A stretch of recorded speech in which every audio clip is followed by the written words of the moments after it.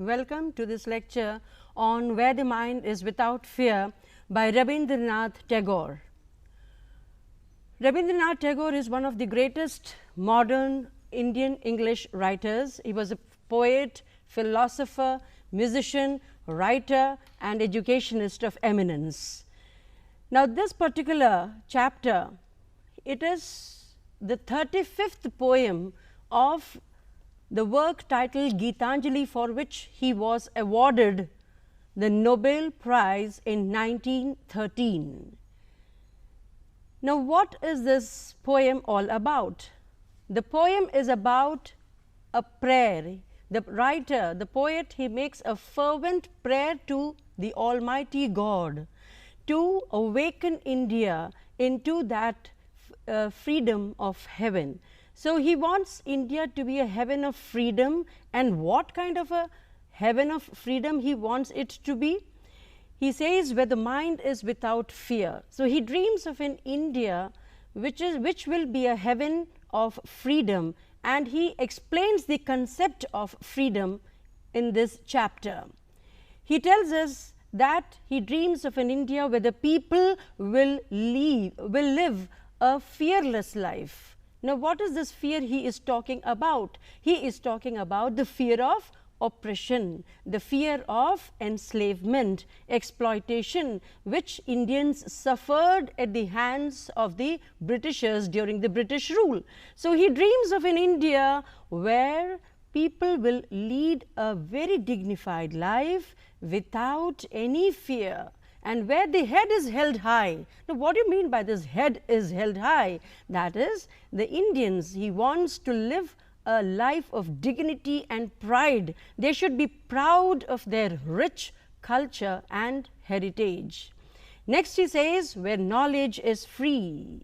Yes, when he says where knowledge is free, he means that there should be easy access, free access to knowledge, irrespective of any caste, creed, yes, or other considerations, which means that every individual should have equal opportunities. So, knowledge is considered to be the only light which can dispel the darkness of ignorance. So, darkness of ignorance can be dispelled only by knowledge. So, he wants that India should be a land of people who would lead a very free, fearless, dignified life, who will have equal opportunities, who will have easy access to knowledge. Yes, and next he says, where the world has not been broken up into fragments by narrow domestic wall.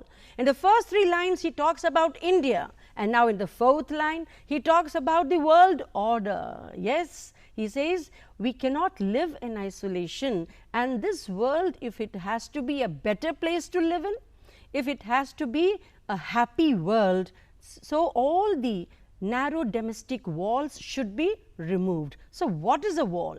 Wall is anything that divides man from man. So, what is a wall he is alluding to? He is referring to the walls of the superstitions, the beliefs, yes, and the blind beliefs that people have, yes, the intolerance, the all kinds of social evils which separates man from man is a wall. Communalism is also kind of wall. So, he wants India to be free from all these narrow domestic walls. He dreams of an undivided India. So, these are the words, this glossary is given, you can refer to the words. Yes. Next, where words come out from the depth of truth. He wants Indians to be very honest in their speech, in their words, in their actions. So, there has to be transparency in logical thinking. This is what he says when he says that where words come out from the depth of truth. Every word that Indian utters should be very truthful, genuine, and not artificial or any kind of deceit. Where tireless striving stretches its arm towards perfection. Now, in this line, tireless striving is personified as an individual who is stretching its arm towards perfection. So, what does he mean? He means that every Indian has to be hardworking and industrious. See, without hard work, you will not achieve anything in your life. वो कहते हैं no pain, no gain. So, one has to be very hardworking in every endeavor of one's life. So, tireless striving is referred to as a, it is personified here. What is the personification? When a non-living thing is given all the attributes of a living thing, that is called personification. It is a figure of speech and it is used for the beautification of language. So, where tireless striving stretches its arm towards perfection. So, what sort of a hard work we have to aim? We have to be very industrious, we have to work very hard and achieve perfection in whatever we do. The next line is, where the clear stream of reason has not lost its way into the dreary desert sand of dead habits. It is a beautiful metaphor.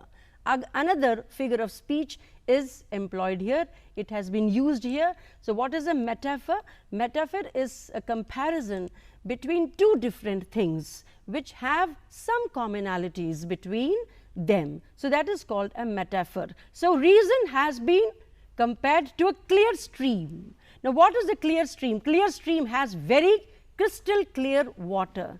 So, Indians must have a logical thinking, they must have a reasoning, their ability of reasoning should be as clear, as pure, as lucid, like the stream, the water of a stream. Yes, and what sort of, it should be ever flowing, that has to be a continuity, which means that reason has to be very, very progressive.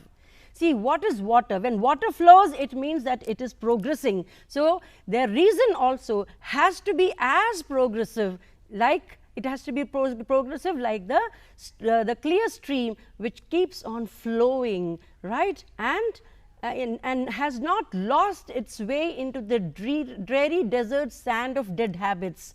Now, what are the dead habits he is alluding to? He is alluding to the dead habits of all kinds of negativity, all kinds of negative thoughts, whether it is communalism, whether it is intolerance, whether it is hatred, cruelty, any kind of negativity. It is referred to as a dead habit. Why is it called a dead habit?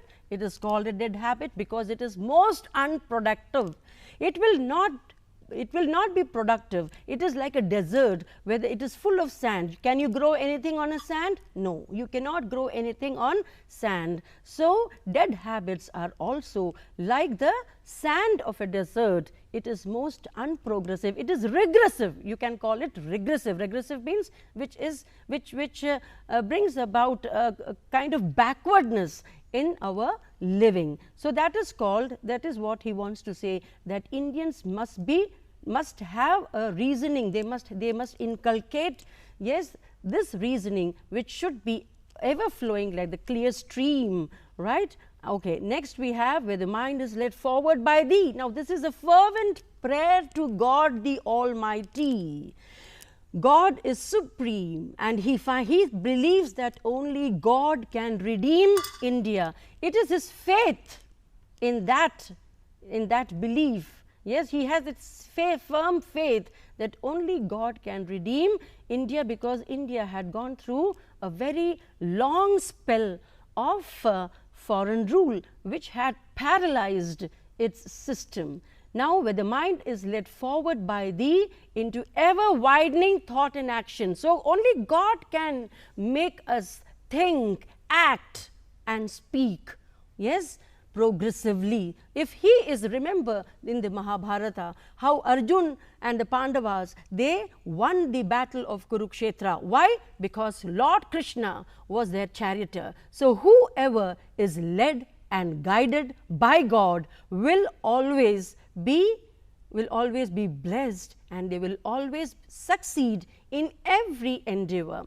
So, he says, where the mind is led forward by thee into ever widening thought and action. So, he wants God to guide the Indians to lead a very purposeful and a very useful and and a successful life, yes, by way of good thoughts, good action. Widening thought means very progressive thoughts, very progressive actions which will ensure the progress, growth and development of India.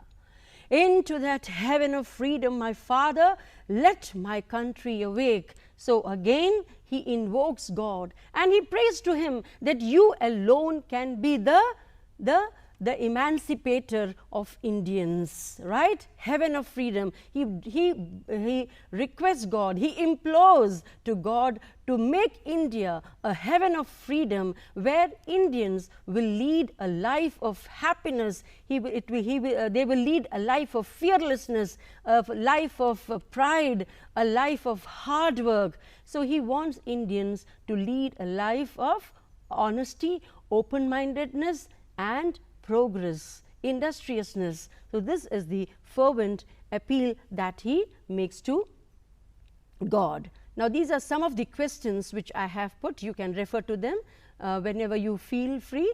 Now the next topic is Tryst with Destiny by Pandit Jawaharlal Nehru. We all know who Pandit Jawaharlal Nehru was. He was the first Prime Minister of Free India and is also known as the architect of modern India. Now this particular lesson is a historic speech which he had delivered before the Constituent Assembly on the eve of independence. We all know that we attained independence on 15th August 1947. So in the midnight hour of 14th August, yes, 1947, he delivered a lecture. He delivered this historic speech to the Constituent Assembly. Now what is this speech all about? It is again an appeal to the countrymen that how after attaining independence we have to take up the responsibility of dedicating ourselves into the service of the country. So the members of the Constituent Assembly, they were addressed by Jawaharlal Nehru.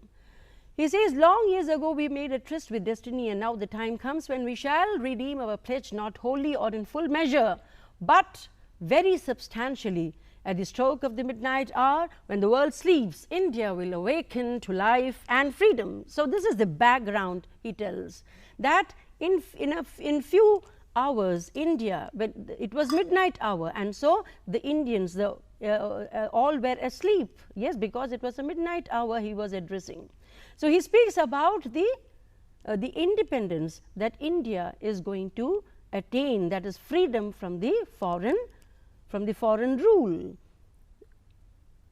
A moment comes, but rarely in history, when we step out from the old to the new, when an age ends and when the soul of a nation long suppressed finds utterance. So India has attained independence. It has got freedom. What does that mean? That the foreign rule has ended. All kinds of enslavement, all kinds of exploitations have stopped, and now India finds utterance, means the voice of Indians will now be heard. It will be acknowledged. It is fitting that at this solemn moments we take the pledge of dedication. So it is a very solemn moment, very sacred moment.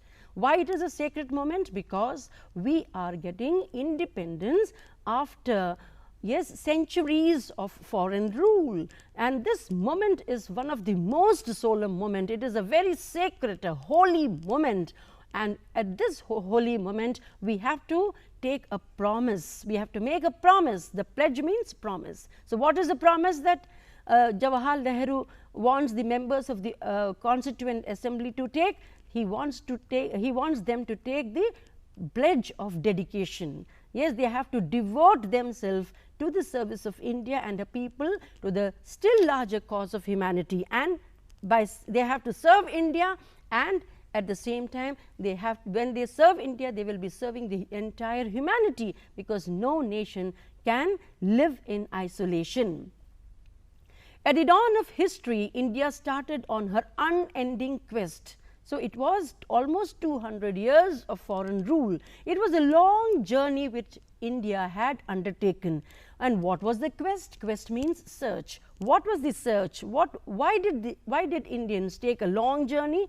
It was a long journey to attain freedom, to make India, to free their homeland from the shackles and the clutches of the foreign rule. And trackless centuries are filled with her striving and grandeur of her success and her failure. So, during this long journey, India had suffered many failures, and it had also experienced success also. Through good and ill fortune alike, she has never lost sight of that quest or forgotten the ideals which gave her strength. But in spite of the failures, India never lost sight of its lofty principles. What were the principles he is talking about? Adarsh jisko kehte hain. Principle means adarsh. What were the ideals that Indians lived up to? They were truth and non-violence. Yes, such profound principles were always, yes, followed by Indians in spite of, yes, the failures, in spite of the sufferings and exploitations which they suffered at the hands of the Britishers. We end today a period of ill fortune, and India discovers herself again. So, it is a moment, it is an opportunity for every Indians to, yes, to discover the potential within them. The achievement we celebrate today is but a step and opening of opportunity to the greater triumphs and achievements that await us. So, this is an opportunity for a gateway to all triumphs, to victory, to attain, to achieve all our dreams, to realize all our dreams. Are we brave enough and wise enough to grasp this opportunity and accept the challenge of the future? So, this opportunity, yes, what is the opportunity he is referring to? The freedom at midnight which India is going to receive will be a gateway. It will be an opportunity for all the Indians to, yes, to serve the country and to take up the challenges, to redefine their future, yes, to redefine their future with their good and very positive endeavors. Freedom and power brings responsibility. Yes, this is a very important message that he conveys through this speech. He tells the members of the Constituent Assembly that God has bestowed freedom on us, and this freedom has to be, it brings responsibility in its train. There cannot be any privileges without responsibility. The responsibility rests upon this assembly, a sovereign body representing the sovereign people of India. So, the members of the Constituent Assembly are the representatives, elected representatives of India, and as elected representatives, they have a duty towards the betterment, towards the improvement of life, the quality of life of Indians. So, before the birth of freedom, we have endured all the pains of labor and hearts are heavy with memory of the sorrow. And then he tells us about the sufferings which we had suffered. I'll stop here and will resume the lecture after a short break.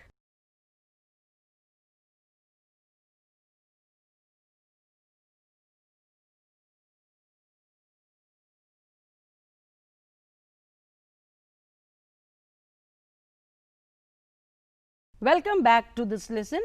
Yeah, we were discussing about the responsibilities. So, there cannot be any privileges without responsibility. And he also, Jawaharlal Nehru, he alludes, he refers to all the kinds of pains which Indians had suffered, and it was a very, very, very sorrowful recollections, he says. Some of those pains continue even now. Nevertheless, the past is over, and it is the future that beckons to us now.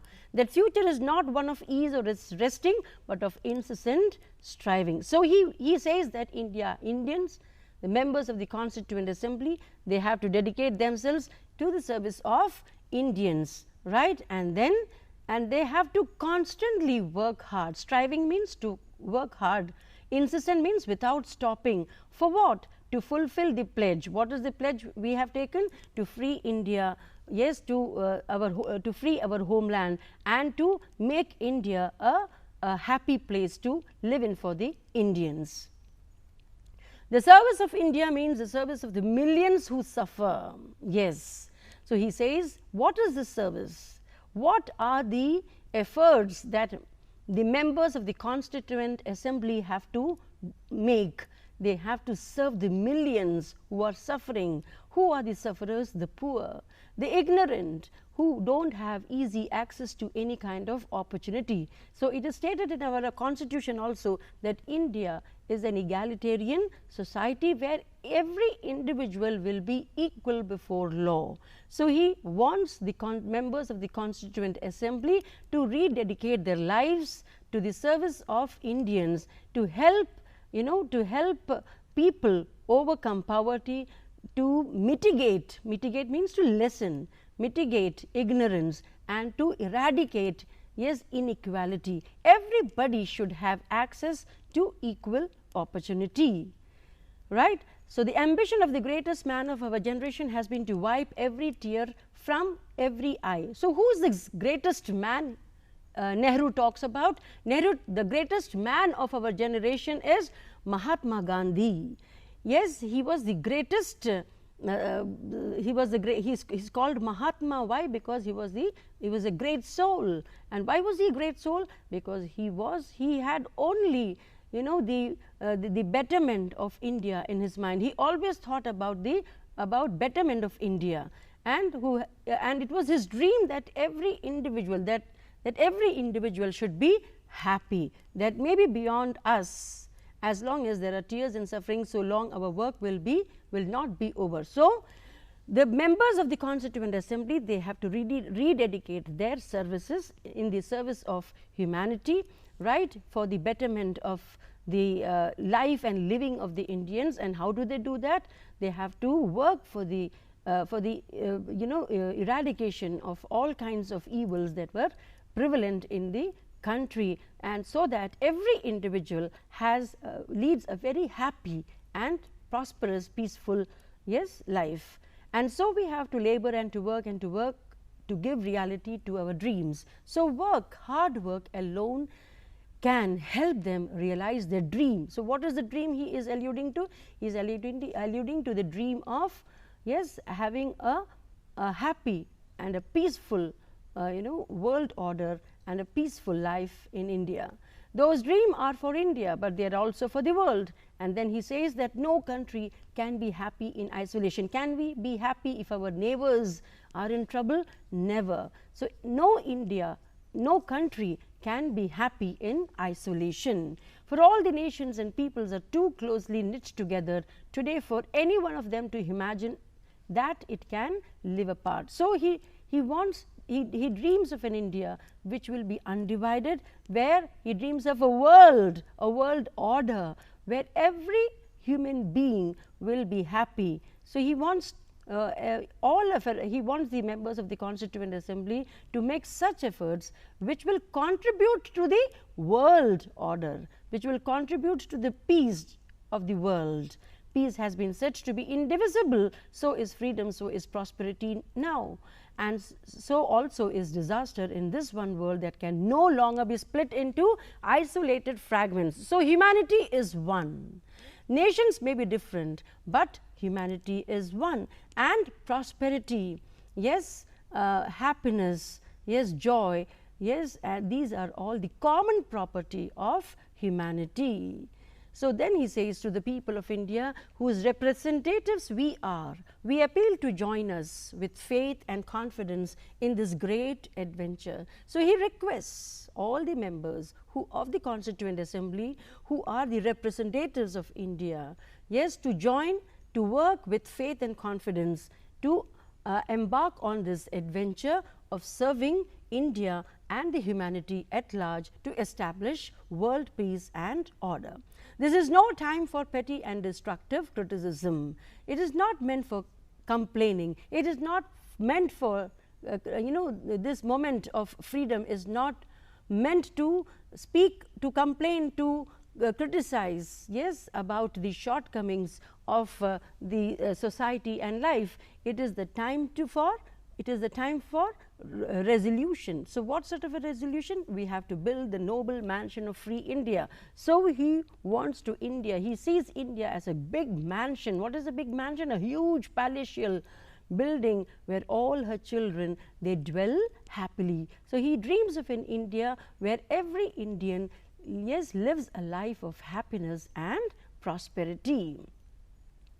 The appointed day has come. What is the appointed day? The appointed day is 15th August 1947. Yes, the day appointed by destiny. So, destiny has blessed us with this great day.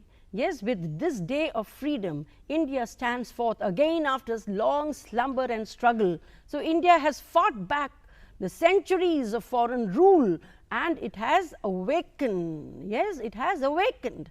It was sleeping and it was suffering the struggle, awake, vital, free and independent. So, India has, at the stroke of midnight, when India attains freedom, India becomes free. Yes, and it is free in all, it is free in letter and spirit. Now, it will have its own governance. The past clings on to us still in some measure and we have to do much before we redeem the pledges. So, how do they redeem the pledges? Now, what do you mean by redeem the pledges? It means how do you fulfill your promises? What are the promises?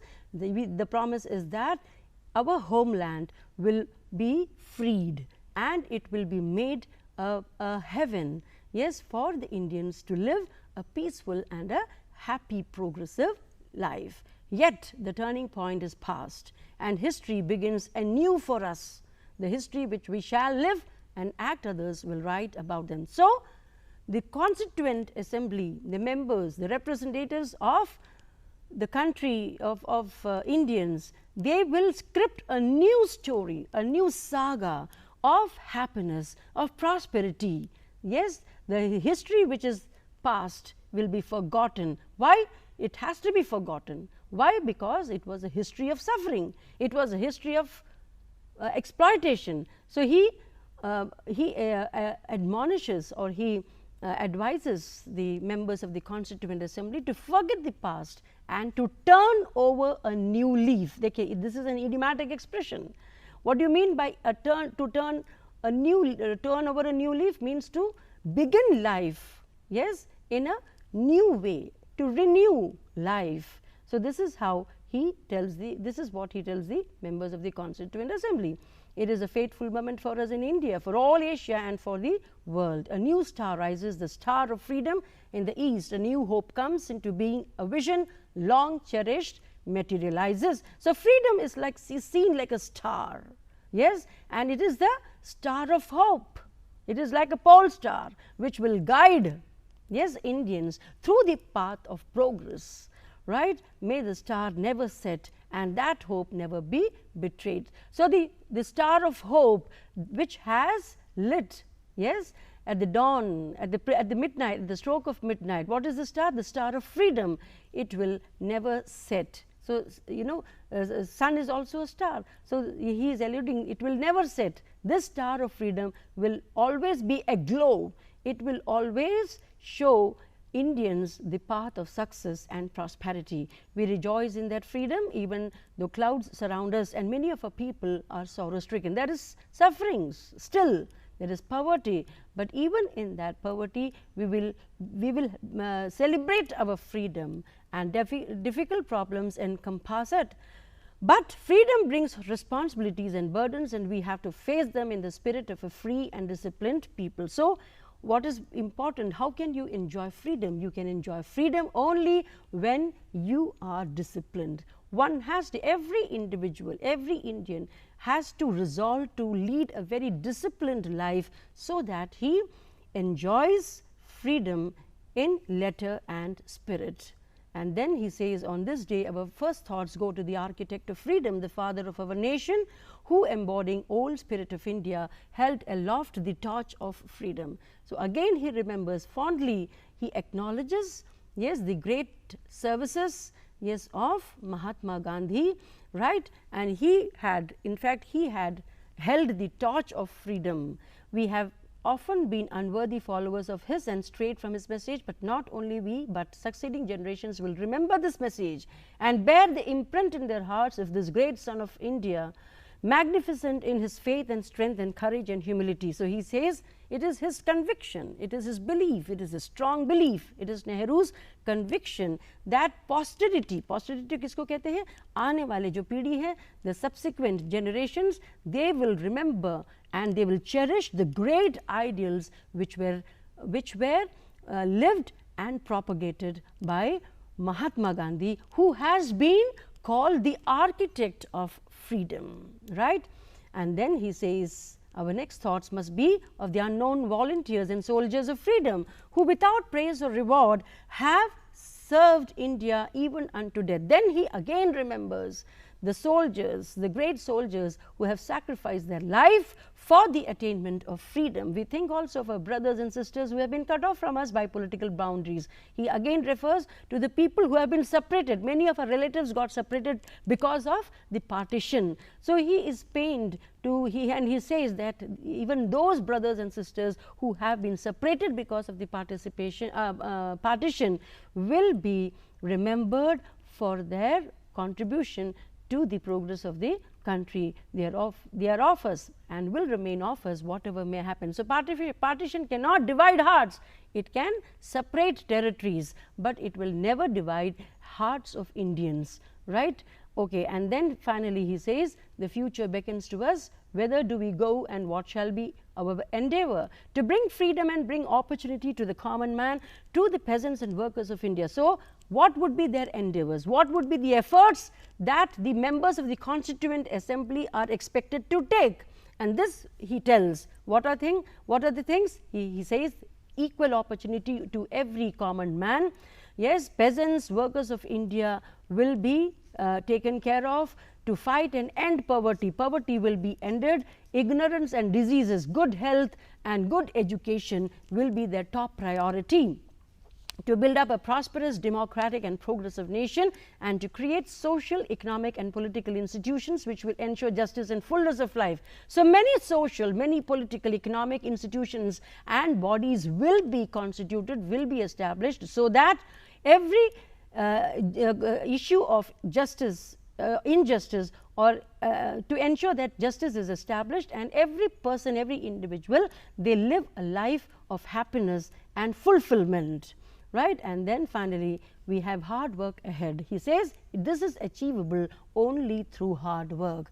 There is no resisting for any of us till we redeem our pledge in full, till we make all the people of India what destiny intended them to be. So we cannot encourage communalism and narrow-mindedness. So these will be the priorities, these should be the priorities of the members of the Constituent Assembly as representatives of India. That is to eradicate poverty, to give equal opportunity to every individual, right, to end communalism, to end every kind of narrow-mindedness, because communalism, narrow-mindedness, these are dangerous things. Why? Because they never allow progress. To the nations and the people of the world we send greetings and pledge ourselves to cooperate with them in furthering peace. So he says that they want to, he requests the members of the Constituent Assembly to join him, yes, to join him in spreading, in the dissemination of peace, freedom and democracy, not only in India, but also in the entire world, right. So that this planet Earth becomes a better place to live. And to India, our much loved motherland, the ancient, the eternal and the ever new, we pay our reverent homage and rebind ourselves afresh to her services. So these are the, he says that finally he dedicates their services to the service of India. Now these are some of the questions which has been shown to you, which are being displayed on the presentation. You can go through them and you can also answer the questions. Now we take up the final this thing, and that is the next topic that we are going to take is Hero by R.K. Narayan. Hero is a very interesting lesson. It is a very, it's a short story, and it is written by R.K. Narayan. R.K. Narayan, I hope you are all familiar with. He is one of the greatest modern writers of short stories. His Malgudi days are very, very famous. So we begin with the story. Yes, see, this is a hero by R.K. Narayan. So who is this hero?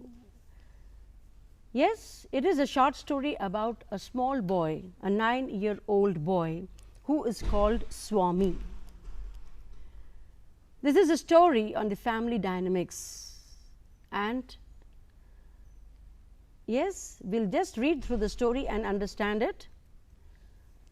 Now, Swami's father, one day he reads a newspaper article.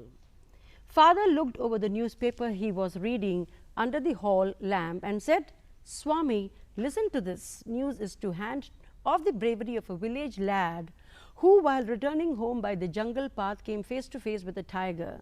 The paragraphs describe the fight the boy had with the tiger and his flight up a tree." So, he narrates an instance which he has read in the newspaper article. Who narrates to whom? The father narrates to Swami. Swami is the main character of this short story titled Hero. So, the father has read a article in the newspaper which describes the bravery of a small boy. Yes, what does he do? What is the bravery that he has done? He has encountered a tiger and he has got him killed by the village folks. So, the father wants that his son should also be, equally brave. So, he says, Swami said, "I think he must have been very strong and grown up person." So, when Swami hears this description about the boy who had bravely encountered a tiger, so immediately he tells his father that the boy must have been a grown up boy, right? The father, he says, no, it is not so. Yes, he has been very courageous, and so Swami, he disputes, he argues with his father. Now, we will continue in the next lecture. Yes, this lesson will be continued in the next lecture. Stay tuned, please.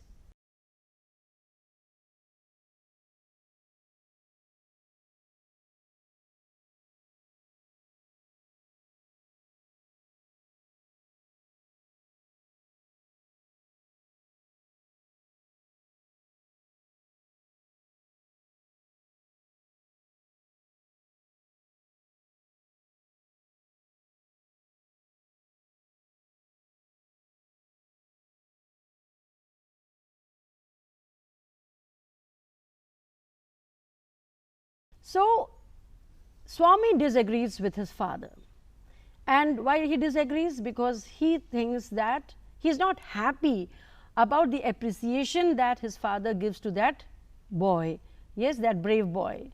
He is not happy, and he says he may be courageous, but always courage is not everything. And then he says, what if I have a courage? Yes, Swami says, if I have courage, I can be overpowered by a tiger. So, he does not have the strength to encounter a tiger. So, then the father says, okay, if you claim that you are courageous, then the father asks Swami that he has to sleep alone in his office. Swami used to sleep by the side of his grandmother, yes, and she used to narrate stories to bedtime stories to him. So, his father, he wants his son to become more bold, more courageous, and to make him courageous, the father asks Swami to sleep in his office all alone. Now, Swami is very, very afraid of sleeping alone. He had always slept beside his granny in the passage, and any change in this arrangement kept him trembling and awake all night. He hoped at first that his father was only joking. Now, when his father asked him to sleep in the office all alone, he thought the father was merely joking, but he was not joking, he was very serious. Why? Because he wanted his son to become very courageous, and he wanted to wean him away from the habit of sleeping by the side of his grandmother. We are going to admit even elders in our cricket club hereafter. We are buying brand new bats and balls. Our captain has asked me to tell you. So, when the father asks him to sleep alone, he tries to change the topic and he tells his father about the cricket club.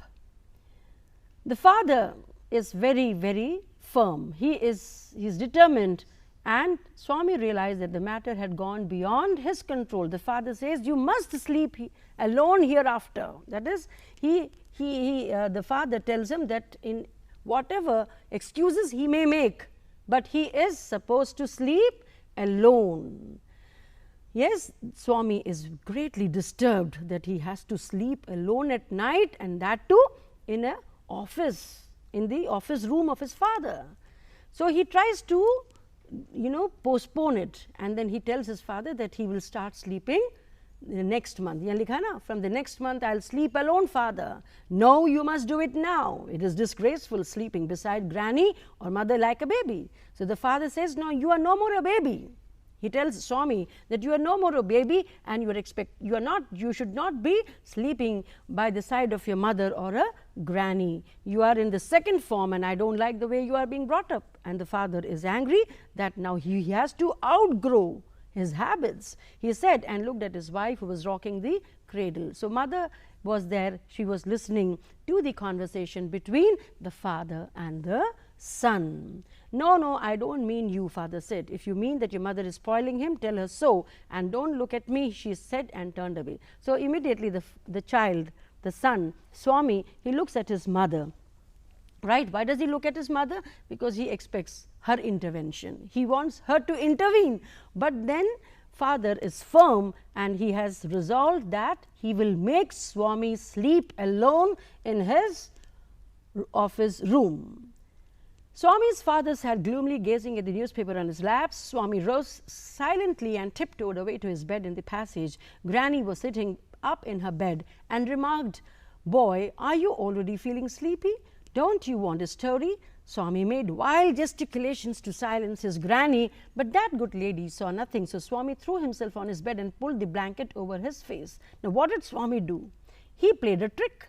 What did he do? He went to sleep early that evening so that he could avoid this distressful job of sleeping alone in the office room. So where did he go and sleep? He slept by the side of his granny. So he went to bed early that evening. Granny said, "Don't cover your face. Are you really asleep?" And what did he do? He pulled his sheet over his face so that, why did he do that? To avoid his father's admonitions, father's scoldings. "Please, please, shut up, Granny. Don't talk to me, and don't let anyone call me, even if the whole house is on fire. If I don't sleep at once, I shall perhaps die." So this child, finally what happens is that he sleeps, and he is forced to sleep, and what happens? He sees all the images of ghosts, right? Because his friends had told him that there are ghosts who are living close to the office room, and then he gets visions of the ghosts, and he's so afraid. And finally what happens is that he sees something is moving in the dark of night. He sees something moving, some object moving, and suddenly he was so afraid that he was sleeping on a bench. Now later he shifted his bedding under the bench. He slept beneath the bench so that to avoid the fear of ghosts, and he was mortally afraid of ghosts because his friends had said that ghosts, they live near the office room. So to avoid that, he slept beneath the bench, and finally he sees that something was moving, and when he saw something moving, he clinged to that object, and he pierced, he bit matlab kaatna. He bit the leg of that person who had it was a burglar. You know who a burglar is? A thief who breaks into a house, who breaks into a building is called a burglar. So it happened to be the feet of a burglar, and he clung to that the burglar's feet, and immediately he could bravely trap that burglar. And next morning, immediately what happened? There was so much of noise that father, the servant, granny, mother, they all came, and people of the neighborhood, they also came, and they caught the thief. and next day, you know, the commissioner of police, he also came and congratulated Swami for his heroic, you know, deed of overpowering a burglar, and that burglar incidentally was the most wanted thief of the town. So, Swami proved his father wrong, and he proved that he was a very courageous and a brave boy. He proved himself that he is the hero of the town. So, this is the short story which hero is all about. You can read through the text, and the exercises are also given at the end of all. The glossary is also given. Yes, please go through them and you can understand it better. I hope you have all understood. I have tried my level best to make it simple, right. So, please read through all the glossary which has been given and the exercises. Please solve the exercises. Yes, I hope you have understood the chapters well.